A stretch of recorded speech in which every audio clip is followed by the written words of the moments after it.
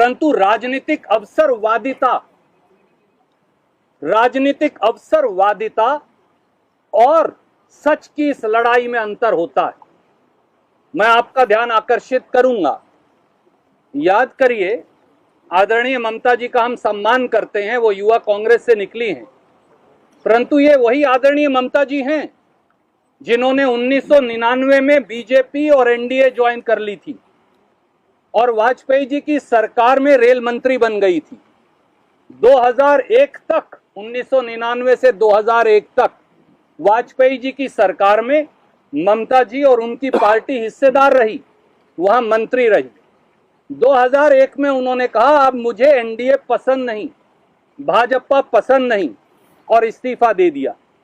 और 2001 के आखिर में फिर कांग्रेस के साथ मिल गई और फिर कांग्रेस के साथ मिलकर विधानसभा का चुनाव लड़ा।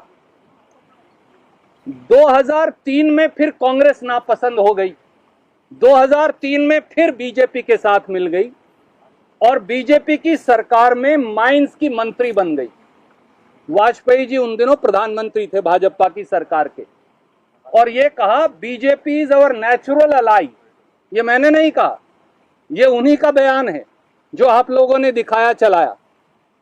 और 2004 का चुनाव लोकसभा का फिर एनडीए और बीजेपी के साथ मिलकर ममता जी ने लड़ा। फिर 2008 में फिर एनडीए और बीजेपी नापसंद हो गई एक बार फिर, और फिर 2009 में वो कांग्रेस की सरकार में उसी यूपीए का हिस्सा बनकर मंत्री बन गई। 2012 में फिर यूपीए फिर नापसंद हो गई और यूपीए छोड़कर उससे इस्तीफा देकर अलग हो गई।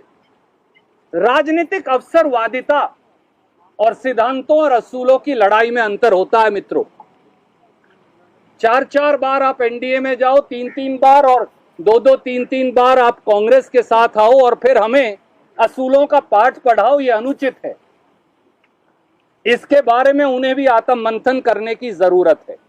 दूसरी बात, आदरणीय ममता जी तो यूपीए का हिस्सा है ही नहीं, उन्होंने तो यूपीए से 2012 में इस्तीफा दे दिया, तो वो यूपीए के बारे में बयानबाजी क्यों कर रही हैं?